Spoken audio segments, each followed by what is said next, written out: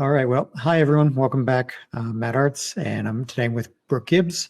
Brooke is an applied anthropologist from UNT, same place I went, and the co-founder of ARTYFACT, previously at Procter& Gamble for, I believe, 11 years, and a journalism background. So, I mean, I know I just covered a little bit of that, but maybe you want to give us, Brooke, maybe tell us a little bit about why, actually, like me, why did you choose to go back for an anthropology degree when you started somewhere else? And what maybe made you do that, and how has that led to, say, ARTYFACT? Yeah. Thank you, first of all, for having me. Sure. One of the things that has really guided my life, even from, being in school, has been a real interest for other people that don't look, act, whatever like me, and people who, I don't know, I was always one of those people where it's like the person in the corner by themselves. I want to go over there and talk to that person and make sure they're okay and then bring them into the fold. That's always been who I am. And so from a journalism standpoint, like, as you said, it was like, that was like where my bachelor's degree was in. And that was because I also like to be a storyteller. I want to hear people's stories, but then also share their stories. And so that's where that came from. But once I was in school getting my bachelor's, I started to get into some anthropology classes, and I was like, oh, this is an even better fit with who I am, what I like, all those things. So I continued on the path I was on, which was I was getting my degree in journalism.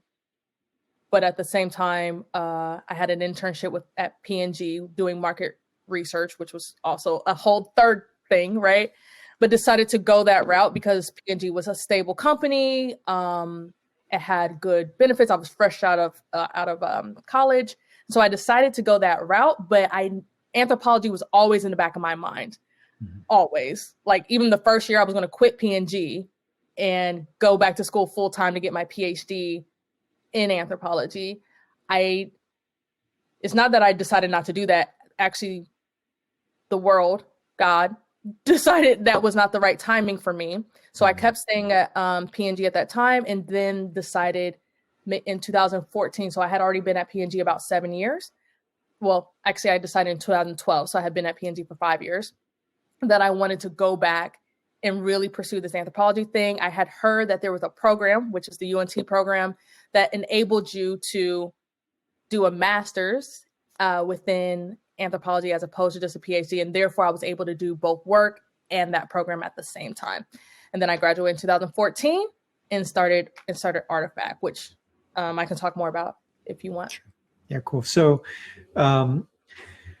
you in a previous conversation we had about probably 14 months ago in New York, were talking about how you were at P&G, you were involved in some of the market research.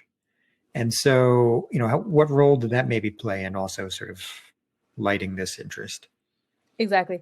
So it was interesting because there's a strong intersection, between market research and anthropology. It's qualitative and quantitative research. Just anthropology or market research can house anthropology or anthropological thinking, or it can house other things too. And so I was already just in that was the function I was in at P&G, but it just that's just really a coincidence. Like, it kind of worked. I already had this interest in anthropology, and then I ended up going into this market research function because I was just interested in people and learning about people. And so when I decided to go to UNT and get this master's, it made just all the sense because I was able to directly, like, in the moment, you remember, like, even probably from like some of my case studies and stuff I was doing for our homework assignments, like, I was able to in the moment apply what we were learning to my job, which was really, really cool. And it instantly gave me credibility. So where, I was there and it was like, oh, she's getting her master's in anthropology. Okay, great. Like, internally at P&G, I was elevated, even though I was still like a student in school. So there was definitely, like, I don't know, they kind of like worked together. The market research helped the anthropology helped the market research in terms of where I'm at today and how I got into each one of them. But yeah, it was something that definitely worked. Those two things worked well together. And so, when you entered the program at UNT, at Mhm. University of North Texas, you entered the business track. I mean, we don't really, we don't pick the track per se, but we pick the classes, and, in a sense, the classes align with that track. So we both picked business. And were you thinking you would stay at P&G long term and you would just use the skills there, or were you already thinking about starting your own business? Yeah, I was already thinking about it. So it was a little bit of both. And I knew that I wanted to apply the anthropological thinking to my day-to-day work. I knew it was going to show up as a value add in that current situation at P&G. However, one of the things that even sparked me to go back and go back to school at that time was I felt this calling to start my own business. And so this was like a prerequisite, if you will, to that, because I felt like I needed some credibility. And don't get it twisted, P&G is in some worlds enough credibility in and of itself. Obviously, it comes with everyone. My 97-year-old grandmother knows P&G as well as like a 10-year-old sometimes. But And probably so not Anthropology so well. uh-huh. But probably not Anthropology as much. Exactly. That's exactly right. So that came with its own credibility. But in certain areas, and I can talk about this a little bit later, Anthropology gave me a little extra credibility. And when I say credibility, almost like it differentiated me versus all the other traditional market researchers out there, for sure. And so that was a big, going into the business anthropology or the applied anthropology route, for sure, the long-term use for it was to start my own company. Great. And so there, you threw out the term business anthropology, and, obviously that's sort of the focus as I'm framing out this podcast, but can you tell me, what is business anthropology to you? Yeah. So it's applying anthropological thinking in corporate America for me. So, there's all kind of businesses, and maybe, it could be things outside of, maybe it's nonprofits or what have you. Mm-hmm. But in the most kind of rudimentary, pragmatic sense, it's saying there are these principles or this way of thinking, and I want to apply those in the business or the corporate world in order to, as a different way to help that business grow. So everything is about dollars and cents. All companies want to grow. I don't care what, they can have all this great, I want to help out society, but sure, the ultimate thing is to make more money. And so how do you position anthropology and what you can bring to the table, what that thinking can bring to the table as a new way, a differentiated way to drive growth, to help them understand their consumers, to help, guide maybe their mission or their vision. There could be a few ways that this is applied, product innovation kind of things. Great. And so maybe that's a good jumping off point. Why don't you tell us what you do at ARTYFACT and how you're applying it? Yeah. So ARTYFACT is the name of my company. And it's, first of all, let me talk about how we came up with that name, because it's important. It really has two meanings. So we really are obviously playing off, we spell ARTYFACT with a Y instead of the I. So it's ARTYFACT. We wanted to play off the artifact, because an artifact is obviously any object that has meaning in a society. And so artifacts, that word or that concept comes up a lot in our field and what we do, A.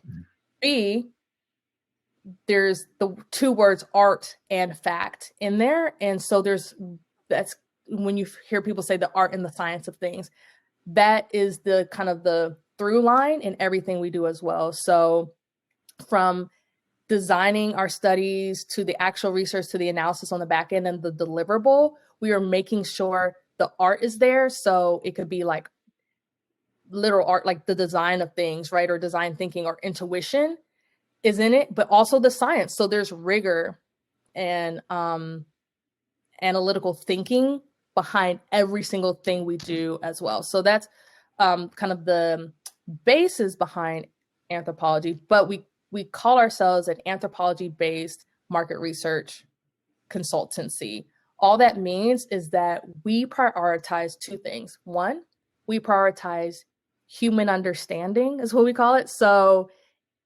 we want to make sure the voice of the consumer or your user or your customer is loud and prevalent from beginning to end. Okay, so they're first. Number one, the product isn't first, the consumer is first. The second way that comes through is how we do research. We like to do it in context, right? So everything about anthropology is saying that the cultural environment around you dictates your behavior. Okay, so the fact that you and I'm just more so saying that I know you know this, but I'm saying this for your audience.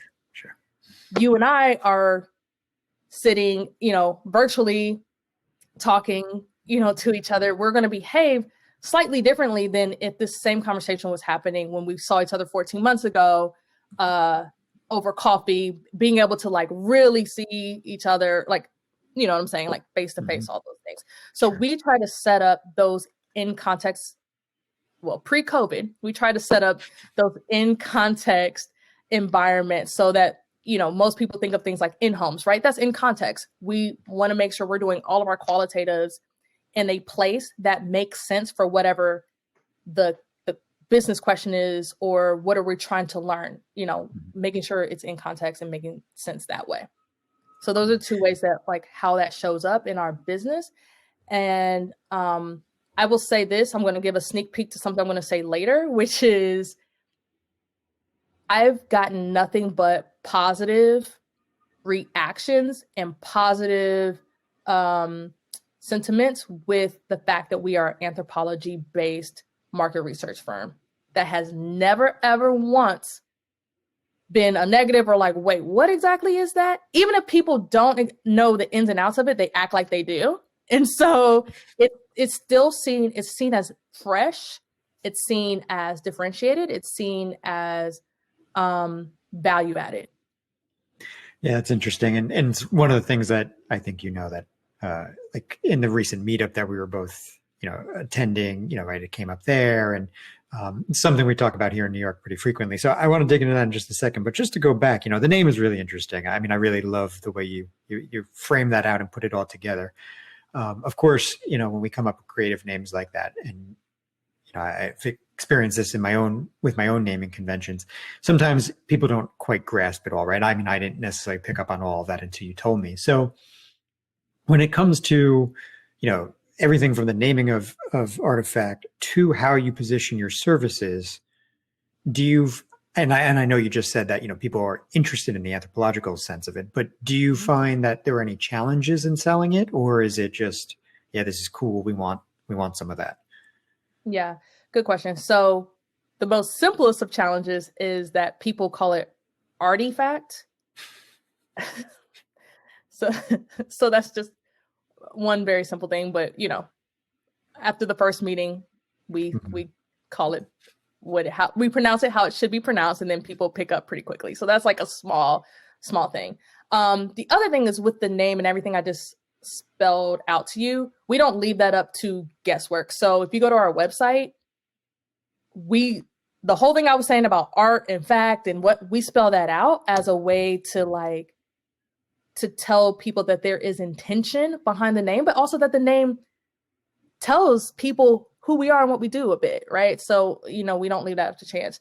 I think any challenge has been, we have all kind of business challenges, but challenges from an anthropology standpoint are just, hey, so sometimes we like to, and I'm going to get into methodologies a little bit, but we will talk about like participant observation or something. I don't know I think I took this might be an anthropology thing, or I morphed it from that. Sometimes I get confused because it's been some years since we were in school, Matt. But we call analogous learning. So learning about your business problem and solution by other industries and categories that have already solved that problem. Okay. Mm-hmm. What I have found is that some companies, some clients, they are more than happy to, some in-homes, like they get in-homes, they get in-store immersions, they get quantitative surveys. when we start to get into some of the, oh, let's do participant observation, even though participant observation is like pretty much a glorified in-home with some other things in it.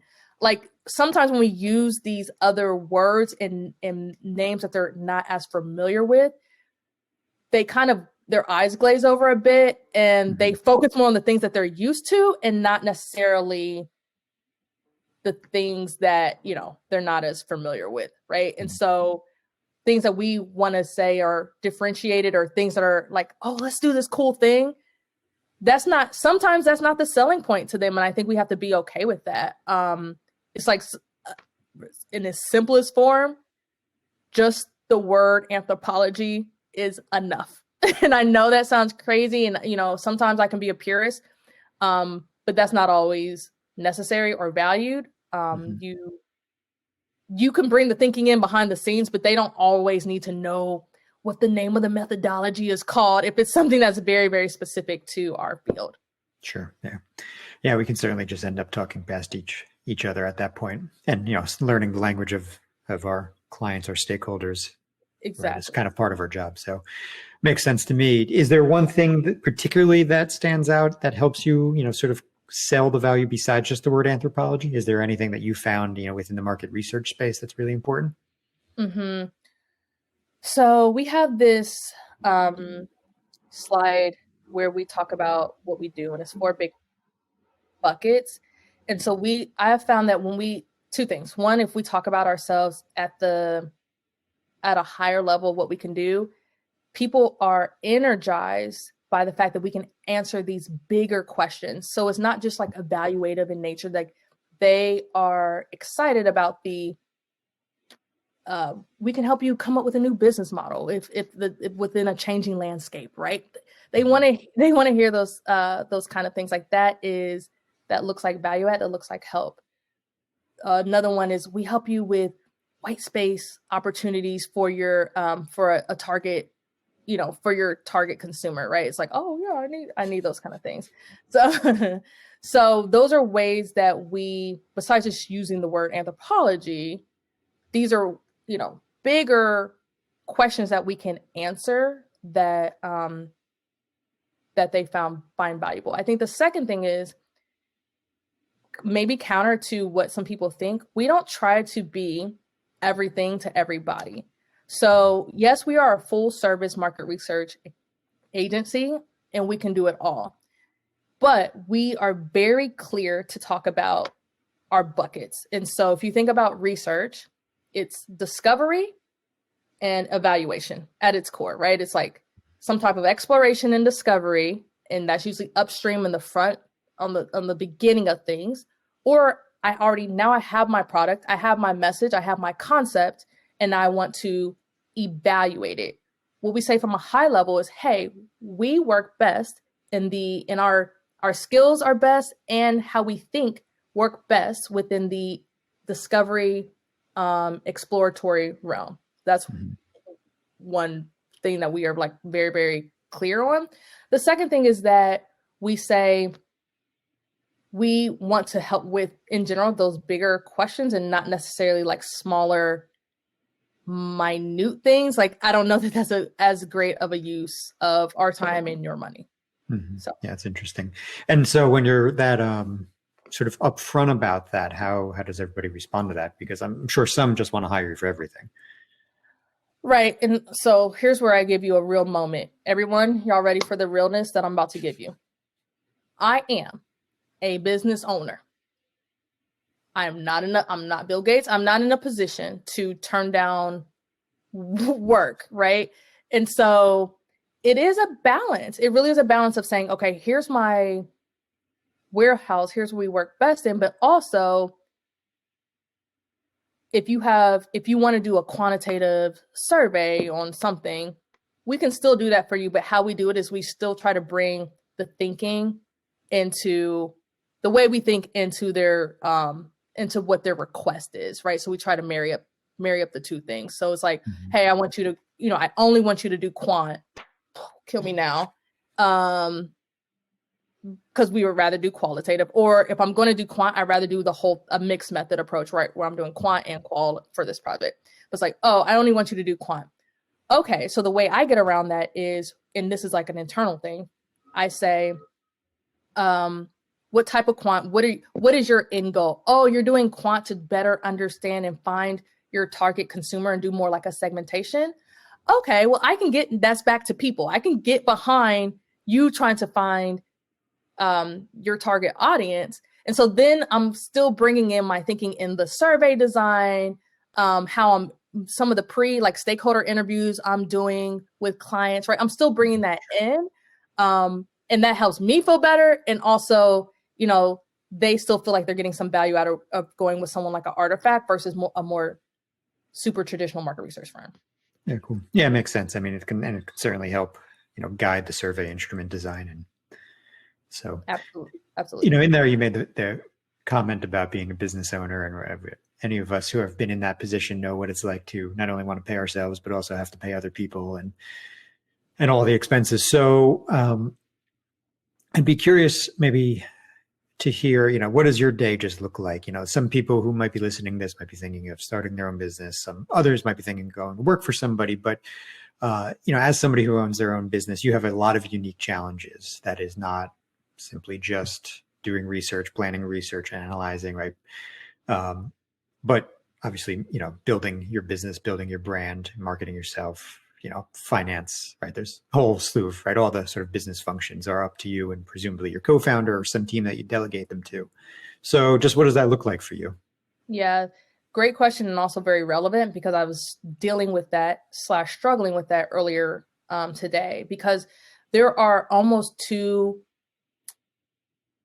different paths and two different things that my brain has to toggle between throughout a day, throughout a week, throughout a month, right? And what those two things are is, yes, owning and operating a business, right? So that is all the things you just mentioned, the finances, the operations, NDAs, news strategy, pipeline, hiring people, all of that, right? Then separately, there's the actual work that my business does, right? So the actual day-to-day, like I have a client, they have a project, and I have to moderate these focus groups or these one-on-ones, or I have to do those, whatever. I have found that it's why I say I'm toggling is because you have to do both, right? So what being a business owner is really about is, now I'm trying to grow my own business, right? So I all the things about marketing, whatever, that is to grow my business. Then the other part of what I do is to help someone else grow their business in a way, right? And so the projects, the client-based things, sometimes those take priority because they have more urgency behind them, right? They have due dates and such. But if you don't work on the first thing, right, the business, then all of a sudden that project's over and you don't have anything else in the pipeline. So what I challenge people to do is really take a step back and evaluate. First of all, evaluate what do you like. So the thing, and I just have to be real because you know me at this point, Matt, like I am a very transparent and real person. I go back and forth on which one do I like more, honestly. Sometimes I don't like, don't tell nobody. Sometimes I really like the business owner side of things, the strategy, the thinking, filling up the pipeline. And I don't really feel like moderating some groups and in a potential client telling me what the heck to do today. That's why I got out of someone working for somebody, right? Sure. Sometimes I don't like that. And then other times I'm super energized and jazzed by the research side of things. And I'm like, oh gosh, I got to do whatever on the business side. So the first thing is like really taking a step back and seeing what elements and parts, I call it, give you energy, right? So when you think about doing this thing or you're actually doing it, where are you getting your energy from? The second thing I challenge people to do is make sure that they allot the appropriate time and there is balance in their day or balance in their week, however they best want to do it. So it could be, okay, there's 5 days in a work week. On Mondays and Thursdays, I'm going to really focus on the business ownership side of things. On these other days, I want to do the projects. Or it could be within, I know some people do it by the day. So I'm going to get up early and from 7 to 10, that is my time to focus on the business stuff. And then after that, 10 to whatever the end of the day, I'm going to work on the research, the actual thing that my company does, right? So there definitely is like, it's a lot, but those are the two things I would do. Think about what gives you energy. And the second thing is allot the appropriate time to do both. Cause that's the name of the game. They both have to be done. Yeah. Have to get done, especially when you have payroll. People got to be paid. Yes. And on time, you can't, that's not a deadline that you can push. So in there, you mentioned, the pipeline. So obviously that's an ongoing need for you, but it's for anybody who wants to start a business, like the first customer is also, getting that first customer in the pipeline is oftentimes very challenging. Keeping it going is maybe equally challenging. But at least getting that first one is sometimes a big hurdle. And so, obviously you've done that and you've kept it going. So any thoughts there on what others should maybe consider if they're thinking of starting their own business? Yeah. So mine is kind of 100% based on my experience. So I'm not saying that this is what's going to be the whatever they call it, the bullet. There's a saying, whatever the silver bullet. So thank you. I'm like, there's a saying for this, the silver bullet for everyone. But most of our clients come from referrals / word of mouth. And so number one thing I would say to do is when you either quit your full-time job or transition into your business, send an email out, send a text out to your friends and family. Because even if they don't know, it's like, my friends and family don't really know about research. They're not going to need me. It's not about them needing you. It's that they will have a conversation with somebody else and that person will say, oh yeah, so I've been like, I really don't know who my consumer is, or I really need to, I'm a startup and I'm trying to find seed money and I need to do a market assessment, right? Something like, things like that come up. Now that person can be like, oh, actually my niece or my friend or my old colleague, right? So be intentional. First of all, be intentional about creating a small email or a text that describes what you do and what your business does in simple language, everyday people language. Don't use all the jargon, everyday people language, so that you're broadening your reach. Okay. That's the first thing that helped us, because we definitely we've gotten a lot of referrals. That's great. From our business. The second thing is we also subcontract.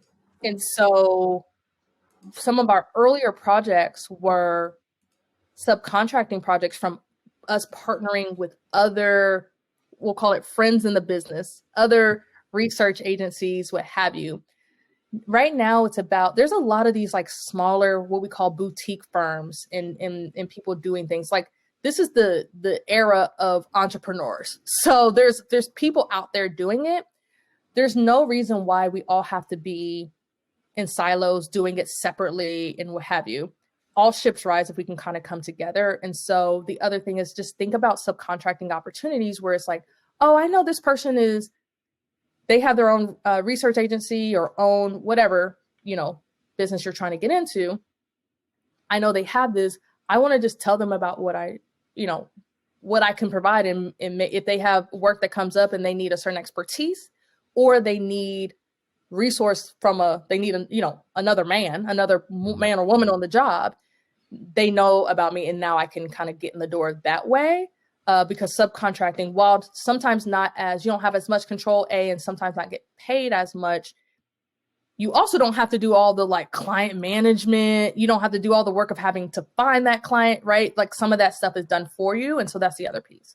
Yeah, good point. Now in there, you mentioned sort of at the outset of that answer, you mentioned plain language, which is more or less the second time you brought that up. You brought it up also earlier, sort of when like sort of pitching yourself to customers. And so, related to that, it might be a topic that frequently comes up is using theory, to sort of guide our recommendations and to help frame out our insights, and whether or not that theory is sort of made visible to anybody else. So obviously there's varying arguments maybe around this, and there are, I would assume that it's very much dependent, or at least in experience, it's very dependent on who you're talking to, right? So do you kind of take the same approach, if plain language when you think maybe that's all the customer wants, or, are you also, in the sense of artifact and trying to bring in the rigor, are you also trying to sort of demonstrate the theory you're using to frame out your insights? Yeah, very good question, because we've morphed over time. So at the very beginning, when we were forming Artifact, creating our proposition, trying to get our first client or two, right? Trying to get those first one and doing proposals.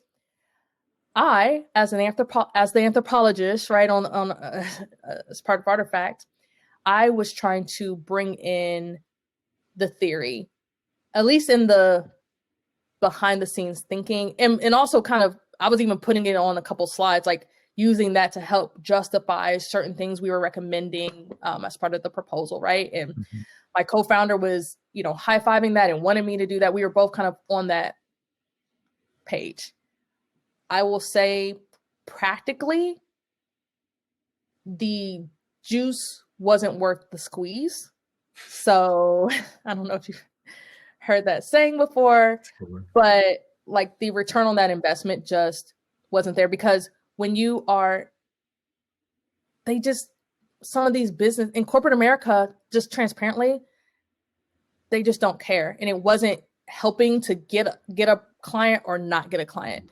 Now, some of my academic advisors and teachers would be like, what, just do it anyway. And, but this is where it comes back to business anthropology and applying the parts that work and the things that don't work, or maybe go over people's heads or whatever. You have to really take a step back and evaluate for yourself. Okay, where do I really need to be a purist here? And where can I just make sure I feel good about what we're doing? But also make sure I'm not putting all this work into, okay, this is the theoretical perspective we're using here and helping to justify this. And that's going over people's heads. It's not helping me make more money and get a project, right? So we have definitely morphed over time. So to the point where now I think we're using more high level concepts around within this field, and not as much very specific theoretical perspectives, like when I was writing my thesis, and I'm like, okay, this is on organizational behavior, and I'm using these methodologies because it is connected to this theoretical perspective. I'm not doing that, just transparently.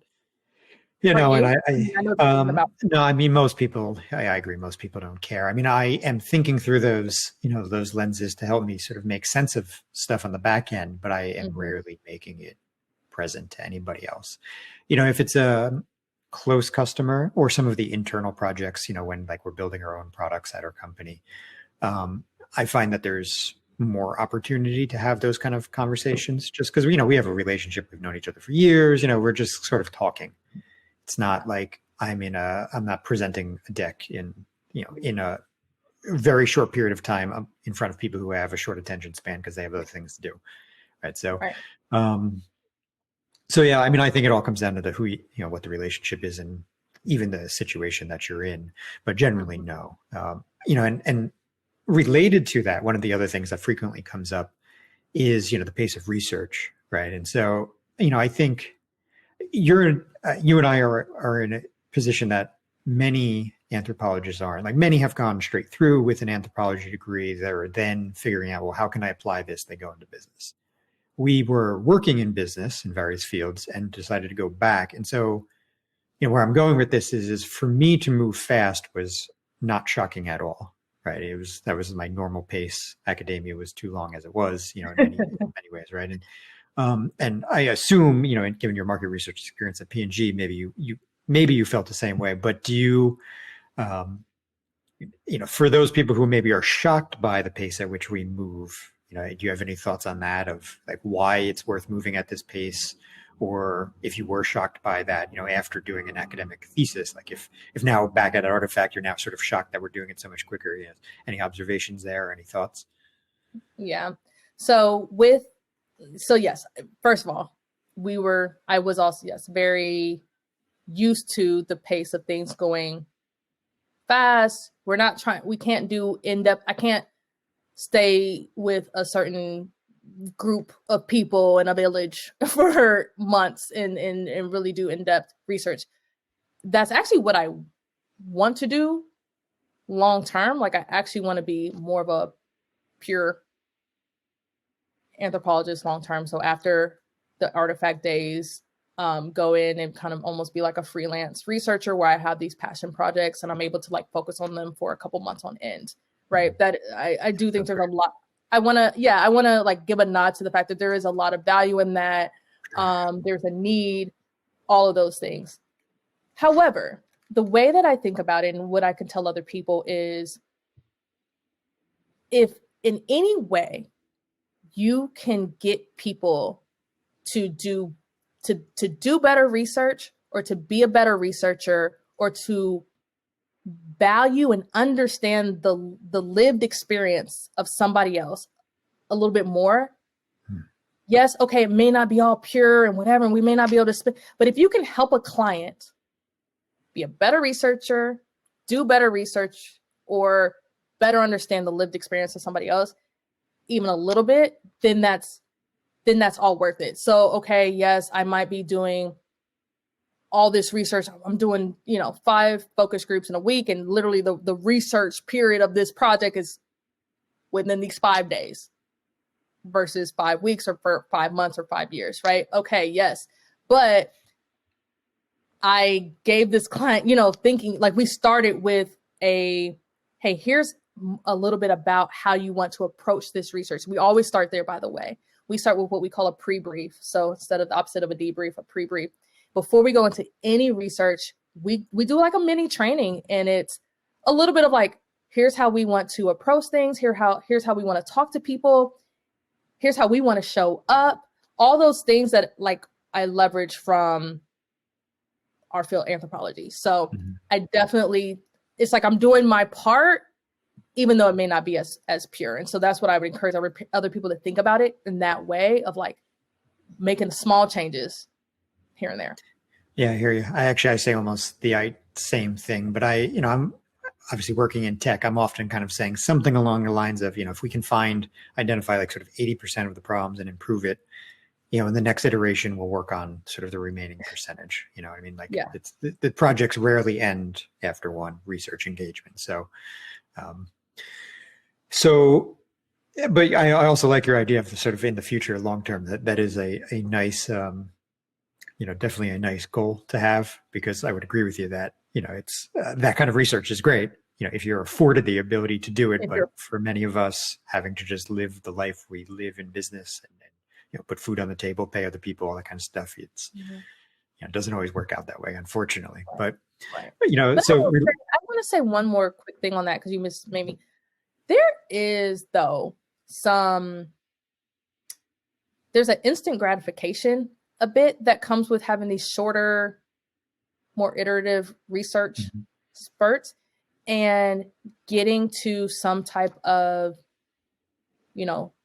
result or solution that they wouldn't have otherwise have gotten to. So we're getting to a deeper place, or a new place than they would have gotten to if maybe they were doing a little bit more traditional research or using traditional thinking.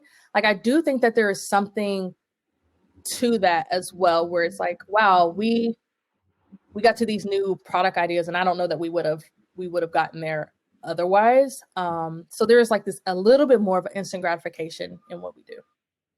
Yeah, and really for both parties, right? If you like solving problems, it's great as a researcher, but also they get the value of getting those sort of insights dripped along the way. Exactly. Which is really great. So, you as a business owner, you have a lot of, as somebody who studied business anthropology, you have a lot of opportunity to apply, what you learned to your own organization, right? You took, I think you were in the design course, right? At UNT. Did you take that one with Christina? Yes, I did. Sorry. Right. And You Yeah, saw there's my brain. organizational, and right, there's all this sort of, Exactly. so Organization. you've touched a couple different areas just through the Yeah. academic process, and obviously your work experience covers a number. But so how has all of that also helped you start the business? There's just things, right, we can apply to not just our customers but ourselves. So anything interesting that you've learned from that process? Yeah, that's that's a really good question. I mean, I think first of all, just as a researcher, so forget anthropologists, but just as a researcher in general, you end up you use research for your own self. So it's like, yeah, who is my target audience, or who is my customer, right? I'm asking the same questions I ask my clients. I do go inward and ask myself. My thesis was on organizational behavior, right? So all about helping organizations almost do like a culture shift. So they are operating as one way, and how do we help drive a shift to be operating in this new way, and then freeze or solidify those new behaviors. I will say that one of the things that, while I haven't been able to use it as directly because we don't have, we work with independent contractors right now. We're not working with like full-time like hires like every day that I'm interacting with. But one of the things that I am excited about, and I think that one of the things that can be used is, what are the types, how do I want to show up as a company? How do I want my contractors or eventually employees to show up? So what cultural environment are me and my founder creating and facilitating and showing, right?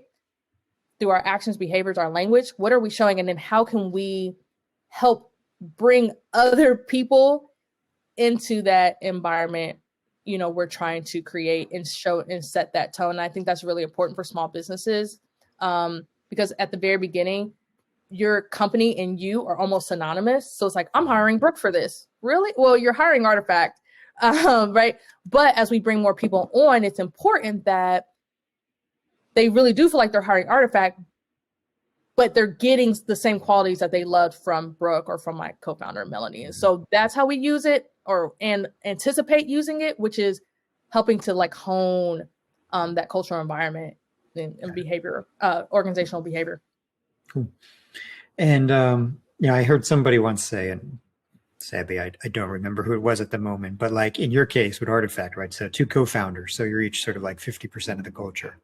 But with your first hire, now you're sort of 33%, right? And with each hire, you sort of, in some sense, right, each person, I think what they're trying to say with each person, like they're changing it, they're shifting it. And of course, it's helpful to sort of have some values and guiding principles that may help keep it on the rails. But, also to that end, each hire is really important because they change the culture. And so, even keeping that in mind and how we bring sort of, the understanding of organizational to the hiring practices is interesting. Absolutely. I don't want to throw anyone under the bus, so hopefully this person won't see this, but I want this to get out broadly, Matt, but just not to this one. It's your platform. Go for it. Thank you. So even just today, we were talking / we were interviewing someone, essentially an informal interview, as to be another independent contractor that we bring on. And I will say that it's exactly what you're saying.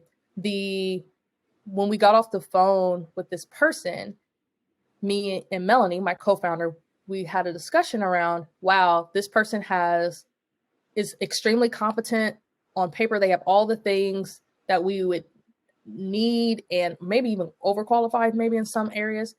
But we were like, those soft skills and those soft things, the personality, the life, that really, think about me and my personality, right? Like that translates through ARTYFACT and what we do, where me and Melanie are personable, and we need to be personable because there's a direct correlation between, hey, we want to talk to consumers and all of that. We need to be what we're going to do in the field, right? Like that's how we need to show up.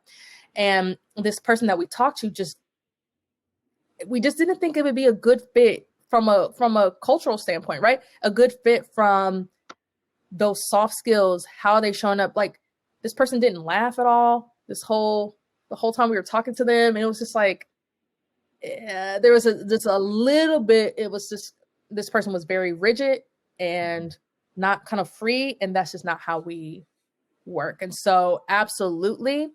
And almost when I think about the ideal in these situations, how does that thing work well?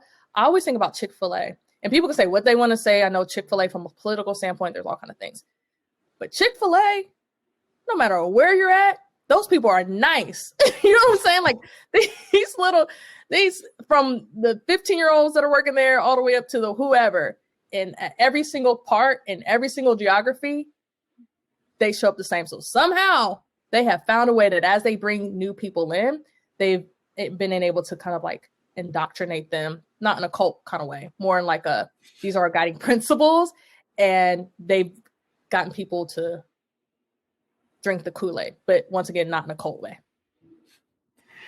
And that's a good example though. And so, to maybe pivot from that a little bit, one of the things I want to do here is always, and you've already done this a little bit, but is sort of, help others maybe figure out how to get to this point. And obviously you provide a lot of great examples already, very practical examples about starting a business. But one of the last, you mentioned one of the key things that always comes up here in New York and our meetups and everybody's always asking this is like, how do you sell your findings? Like, what do you do? And so, the more practical you can be, or the more tangible, like the more concrete, go for it. But I'd love to hear just like how you do it. And maybe first, as a precursor to that, you mentioned like the pre-brief. So are you setting up any of that, in the sort of quote unquote training of the pre-brief of what they should expect? Yeah. Okay. So 2 questions in one. The pre-brief part was the second part. The first part was, how do we sell? Yeah. Your findings, ultimately your insights, even recommendations. Our findings. And when you say sell, just a clarifying question before I answer you. Do you mean, how do I ensure that they're received in the right way? Or do you literally mean, how do I package this and sell this? Yeah. So certainly, how do you communicate it, right? Mm-hmm. How, and ideally, have you learned anything through that process? Have you tried to do it one way, maybe in the beginning, and it wasn't working so well? And have you pivoted and now you're doing something else? What resonates the most with your stakeholders so that they see the value of what you've learned and hopefully then embody that to make a change? Yep, exactly.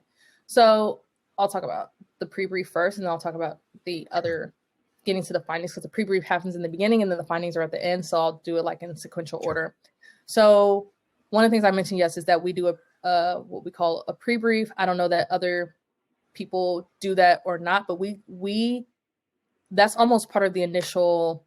So once we do our pitch, our proposal, and they say, hey, yes, we're doing this project, that's in the timeline of like, it could be, some people would just simplify that to say a kickoff meeting, but no, when we are doing field work, the day before field work starts, we are having it could be anywhere from 2 to 4 hour mini training. We're talking to them about, we're getting them, we're reminding them of who we're going to be talking to and how long, whatever, right? There's some logistics, but there's literally like a training portion.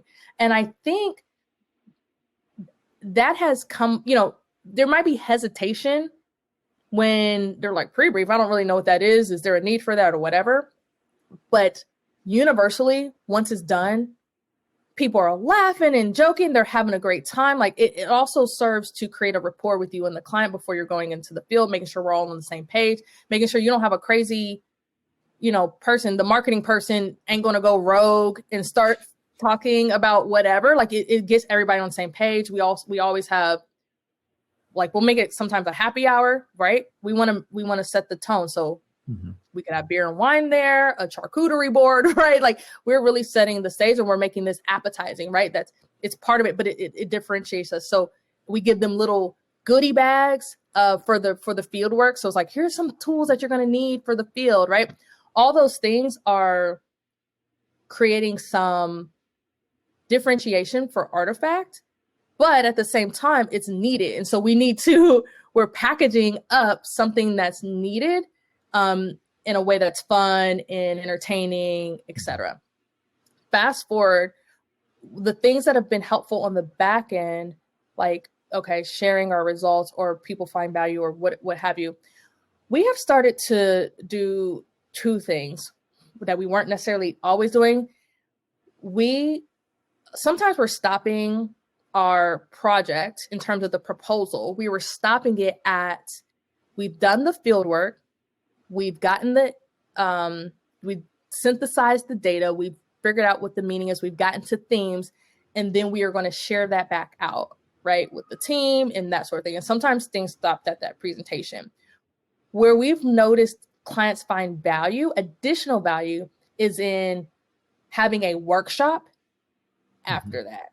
That workshop enables them, we'll share the findings as the kickoff to that workshop. So the findings from the field work, but then we also then literally start creating. So we are immediately actioning what we learned from the field. And now we are really coming across as partners, right, to these clients, and like, hey, we're not just throwing you off to the wind. We're going to help guide you through this almost creation process for whatever they're trying to get to. Sure. The second thing we have, I was going to talk about three things, actually. I forget the second one right this moment. It'll come back to me. But the other thing we're trying to do in general, and don't steal, people, do not steal our idea. But projects are very big and detailed, right? There's a lot of different aspects of one project. So I am mining existing data, I'm creating the discussion guide, I'm actually doing the field work, I'm doing the analysis, I'm creating, I just thought about my second thing, that's good. I'm doing the analysis, I'm creating a deck, and then I'm sharing that out, and then maybe I'm doing a workshop, right? What we've started to think about is how do we sell individual pieces instead of selling the whole for certain clients. So for the bigger ones, yeah, they need the whole project and they have that. We've noticed that for other clients, this is the part I'm not going to share because it's proprietary. I don't want people stealing my idea, but there's a certain target audience that would benefit from just the pieces being sold to them. So they just need a discussion guide, right? They can talk to the people themselves. They just don't know what questions to ask and how to ask them. Or they just need someone to actually tell them how to find people. Like there's easy ways, there's backdoor ways of recruiting that isn't like I'm formally recruiting. Like you can talk to people around you and in your network that fit some criteria, right? So those are we're trying to break down individual pieces. The third thing that we sell, sorry, because I remember I remembered it, was people call it like storytelling or bringing insights to life, or right? You hear all this like business jargon, but essentially we have found a lot of success with, we always video record our interviews. And so we'll literally use iMovie and start to splice together snippets from, the field work together to let the consumer tell the story. So almost we don't have to talk at all. We find the themes ahead of time, and then we find these clips and we put them together, and then it happens. It's almost like a video reel. The consumers are telling that story for us, and we have found that has created a lot of value. Now, caveat, that's a lot of work sometimes. Yeah. So maybe that's outsourced, but it's value added for sure. Yeah, no, very cool idea. To hear it in their own words is, I'm sure, very powerful for your stakeholders. Yeah. Great. And so that was real practical. Thanks. And then I guess, maybe the last questions I have along this same theme of sort of sharing with everybody else, do you have maybe any thoughts, because we kind of went the opposite way, right? We in business went back. So do you have any thoughts on whether people should go straight through to get maybe an anthropology degree, or any thoughts on your experience of having worked first and then going back, anything you learned there? Yeah, I'm very biased. And so I'm just putting it out that, and I tell people, not just people who are aspiring to be, anthropologists or getting their master's in that or PhD. I say that for any field, any industry, I think there is something to pausing, getting real world work experience, and then going back and getting whatever it is, your MBA or, your master's in anthropology, your master's in whatever it might be. Here's why. Once again, I'm biased, so I just have to caveat that. But I will say that in my program, and you probably feel the same way, Matt, like all these, you got to do discussion boards, you have to like write these papers, you have to do all this stuff. And I had so much more to draw from because I had real world work, professional experiences. And so therefore, it made my educational journey, I could hone it and fine tune it more, because it's like, okay, what gaps do I have? What do I already know? And so it's like I could morph it in that way. The second thing is, the reason why is I believe that when you have real world work experience, when you decide to go get your master's, or master's or PhD, whatever, it doesn't matter. Sure. You have a better sense of what you're going for, and you're more intentional about saying, this is exactly what I'm trying to get, the kind of degree I'm getting, and why, and how I'm going to use it. Sometimes when you go straight through, you think your 22-year-old self thinks they know what they want to do, but it's not until you sometimes get that work experience and you're like, dang, I don't even like this. You know what I'm saying? Like, for real, you think you like something and then you start to do it and you may not. And so now all of a sudden got my master's in this thing, and I went through and I'm like, I don't even want to do this anymore. So that's the other thing that getting work experience enables. Yeah, and I can actually share two real world examples that back up your 2 points. So in my case, I got my MBA, right? I went straight through. Mm. And there wasn't much I could contribute to the program. There wasn't much I could bring in terms of outside examples. When I went back for the anthropology program, I felt that I had many more to bring. But also, I got my MBA in finance, and I realized I didn't want to work in finance. I kind of did it because you need to understand basic finance. But I definitely realized that in the process of that MBA that I did not want to work full time in finance, right? And so, I'm on your side of the argument. For sure. Yeah, but just because we got to be well-rounded. For people who not have to, but choose to do that, there's some practical reasons why people choose to do that. Like, oh, I can tack it on and it's a 3-year instead of 4 years, or I don't know, you can save some time and or save money. Do what you do. It's just that if those things aren't a factor, really think about taking a moment, pausing, and going to work. Yeah, no, it's great feedback. And so maybe the last question on that theme here is, in tech, we oftentimes you would recommend to somebody that they show up with a portfolio, because we're doing research, building products, and it sort of naturally lends itself, and it's kind of sort of expected. I'm not saying every company expects a portfolio, but it's common. I'm not sure if it's common in the market research world, like if somebody was going to work in a corporation. And so maybe this is relevant, maybe it's not, but I guess what would you recommend people to do to sort of position themselves to apply for jobs, even if they're not saying they're going to start their own company, but if they want to apply for a role? We had at UNT, we had our applied projects, which can kind of lend themselves to that if you pick the right project, if you pick something that aligns with your goals. But for maybe people who don't have that opportunity to have an applied project, any thoughts on like what somebody could do if they're in school now or even recently graduated, to sort of start to align themselves to apply to some kind of market research role? Yeah. So there are people everywhere looking for help. And so if you're currently in a program, right, and you want to position you're not yet about to graduate, but you're thinking ahead and you're trying to position yourself well, I say put yourself out there on LinkedIn, any networking site, what have you, put that at the top. Like I've seen people very specifically put up like seeking some type of position, and you could say internship, what have you, like something where it's implied that you're not looking for anything full-time or whatever, but you're just trying to get experience. Like the more experience, the better. The other thing, I don't know. I was like really, I got a lot of,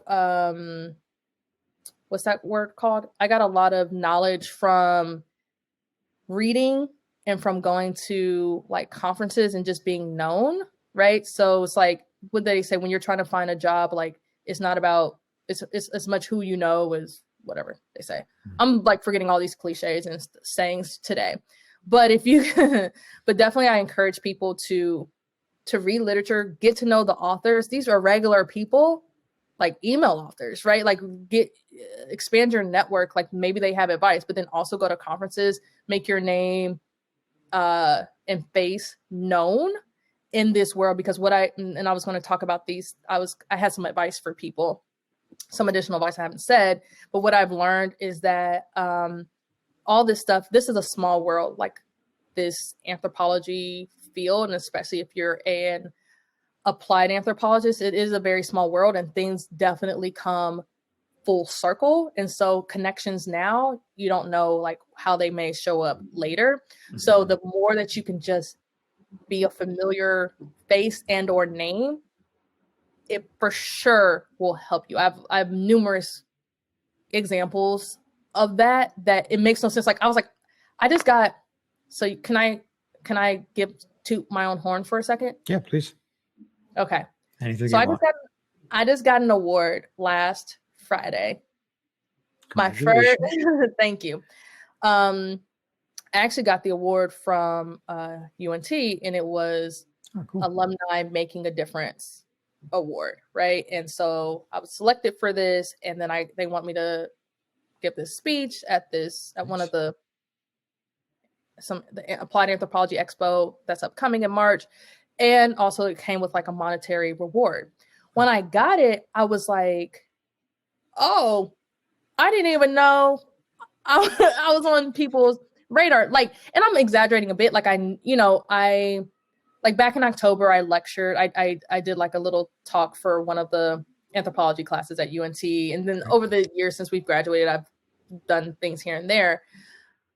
But I also say top of mind because like I use the alumni, like we have like a little listserv. And so I use that to like try to find people or reach back out. And so that's just a little tidbit of people are like, she's looking for somebody for XYZ. Oh, she has this company. Like it just kind of keeps me top of mind. I also went to conferences early on, even while I was still at P&G. And so that just kept me top of mind. And I feel like that is for sure going to help you later as you're trying to find that job. People will be like, once people know, because I'm actually looking for someone right now, an anthropologist who fits our cultural attitudes and behaviors. And so if I had other people, the person I did talk to was a person that was top of mind for me. But if I had some more of those people, that were top of mind, I would very quickly be like, oh yeah, I would hit them up versus them trying to find me. Yeah, cool. Well, if there's something you want me to post when I do release this, like if there's a link to any kind of job posting, just let me know. So that's great. And did you say, well, congratulations again. That's really wonderful. It's really cool to hear. Thank you. Did you mentioned that you had some other advice that you read that you didn't mention. You want to share that? Yeah. So one thing, more so this will probably end up just being like a summary, since I think I probably throughout this hour talk, I've mentioned splatterings of things here and there. Number one, I would say, I already said, like people, the word anthropology right now is sexy, and it's probably been sexy for the last few years. And so use that as a tool, use that to your advantage, and don't use it as like people don't know what I'm doing. And, people don't understand anthropology. No, like never let that be in your head. It's always a tool. Number one. The second one is to use this is really the story I was just saying, really use your alumni network, make sure you're keeping in touch with your teachers, your old professors or whatever, whoever your committee chair was. Like, make sure they know what you're doing if you're a current student. And if you've already been in this world, reach back out now. You know what I mean? Like, make sure you are keeping a strong connection, because you invested in this place, right? I mean, and you got something from it, but there's ongoing opportunities. Like, they want alumni to do things. So, and they want to uplift, it looks good for them if their alumni are out here in the world doing great things. And so they're going to try to promote you in whatever way that they can. And so make sure you're continuing to keep strong connections with the program and the actual professors. And then the third thing, and I kind of do this, sometimes it just kind of falls in my lap, and then sometimes I do this proactively. So I use LinkedIn as a way to, there's not a gazillion anthropologists in the world. So sometimes what I do is do a search. So I'll be like, Anthropology, Atlanta, right? So it's like someone who's put their, because I'm in Atlanta, by the way, for the audience. And so some people, they'll put their location down, obviously, whatever their hometown is, but then somewhere in the their description, they'll use that word anthropology. And so it'll come up and I'll be like, oh, there's this anthropologist here in Atlanta. And so I've literally done physical things where I've like met up in person with people that I've literally just met them on LinkedIn, met up for coffee with them, and we like shared war stories. And, sometimes in the moment, nothing comes from that. And then other times that has happened, we didn't meet up in person. We only had conversation over the phone, but that has led to multiple projects, because they were like, oh, this one particular person, she was like, actually, this is so timely. I'm getting away from freelance and consulting and moving into a full-time position. And so all my old clients need someone. I'm going to just refer them to you. Okay. That's opportunistic, right? And so that's the third thing of like, reach out. The anthropology community is kind. We're good people, I think there's a certain personality trait that actually makes you want to be in this field. Use that to your advantage. And because people want to help out one another. Yeah. Beautifully said. That's great. And, also you mentioned like conferences and things. I would also throw out, and I know you and I talked about this a little in New York, but meetups, right? It doesn't have to be like academic conferences, but just local meetups. There's a ton of opportunity. Absolutely. And I have a bias because I love meetup.com. So plug for Meetup, even though I'm not getting any type of check. but I absolutely agree. In fact, there's with COVID, one of the positive things about COVID is now that everything has become virtual, it has enabled meetups that were in one location to be way more accessible. So even Matt, the meetup that you do, remember when we talked about when we were in New York together 14 months ago or whatever it was very much so like, yeah, so if you happen to be in New York at the next meetup, like, let me know, and I was like, yeah, let's do it. Right. And then maybe like the next month COVID hit. But then I was able last month to actually join your meetup because you had it virtually. And that was like, that kind of made my day. I was like super energized after like being on this Zoom with all these kind of like-minded people, but in the best way, right? So absolutely, thumbs up to Meetup. Yeah, great. And well, for your knowledge, we'll be having another one. I think it should be probably the end of March. Cool. So I'll let you know. All that will be posted on Meetup as well. So cool, great. Well, that's all wonderful stuff. Thanks for sharing all that. I guess last things is, do you want to plug anything? Do you want to let people know where they can find you? Anything you want is fair game. Absolutely. So this is my time. It's like at the end of Hot Ones. There's a show on. You have some funny references. I know. This is how my brain works. It's a show on YouTube and they do all this question and answer. And then at the end, they're able to plug their stuff. So you guys know that I own the company ARTYFACT. And so our website is artyfactco.com. So let me spell that for you. It's ARTYFACTCO.com. And so that's where you can go and find out more about us. Also at the bottom of that, the landing page is an area where you can fill out your information if you have a project idea and want to know more about how we can partner and help. We are also on Instagram, and it's the same thing, ARTYFACT Co. So it's our handle, and so you can find us there. I would say in general, no project is too big or small. What we always do is find the right solution for you, right? So if you have something where it's just a part of a project, or you have a whole large project, we're going to find the right solution for you. And we are very hands-on, and we want to partner with you. So we want to take the load off. That's the whole entire point of what we do as well. So that is that. Nothing else right now to plug except for look out for me. My name is Brooke Gibbs, award-winning anthropologist. There you go. And co-founder of ARTYFACT. Congratulations again. It's good to see you again. It's nice to sync up once in a while. Ever since that first time we went to the rodeo in Fort Worth, which is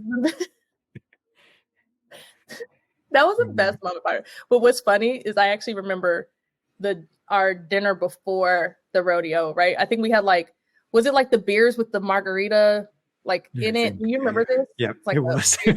Yeah, I don't remember what that's called, but yeah, that was funny. It was amazing. And then yes, a rodeo, very fitting for us to be in Texas. Yeah. Well, Brooke, thanks very much. It was great talking to you. Stay in touch.